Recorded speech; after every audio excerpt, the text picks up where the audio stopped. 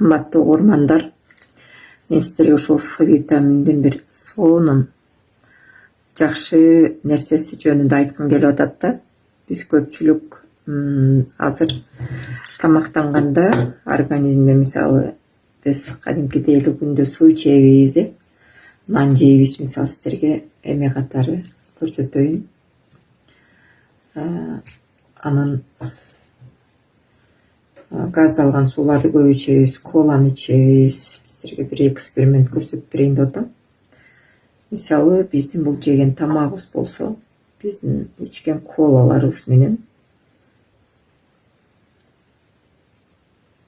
мынакей караңыздар.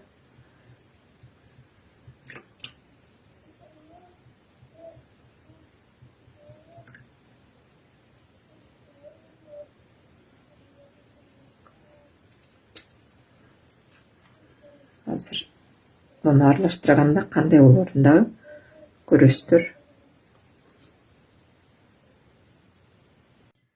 Мынакей караңыздар. Биз ичкен колалар биздин организмибиздеги жеген тамагыбызды кандай кылып коет? Эми караңыздар, шлак токсинге кадимкидей толот да. Эми биз муну С витамининин жардамы менен азыр көрөсүздөр кандай болгонун. Мен өзүм такай ичем бул витаминди. Караңыздар, эми азыр бир капсуланы эле кошуп сиздерге көрсөтөм.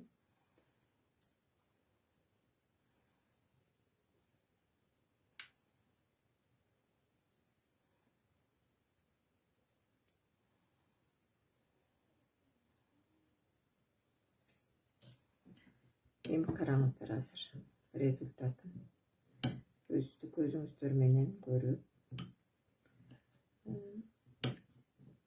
Ананастар деген ойдомун.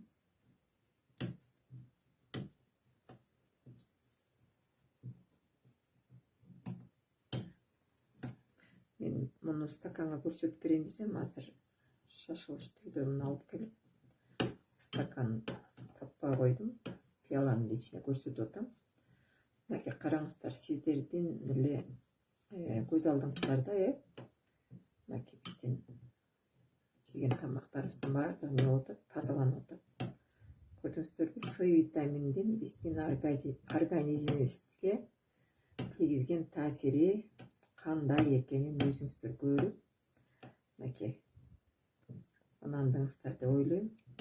Ошондуктан күнүмдүк рациондо обязательно өзүңүздөр дагы, балдарга дагы С витаминин алып колдонуп ичиңиздер деген ойдо тарттым.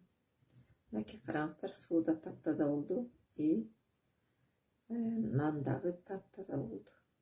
Көрдүңүздөрбү? Караңыздар, мынакей суу туп-тунук болуп калды. Ошондуктан ар бир адам өзүнүн организми үчүн дайыма С витаминин колдонуп жүрүңүздөр. Ар бир адамга керек. Себеби биз азыр көбүнчө кола ичебиз, пепси ичебиз, газдалган сууларды ичебиз, фаст фудду жейбиз. Ошондуктан биздин организмибизге С витаминин өтө керек.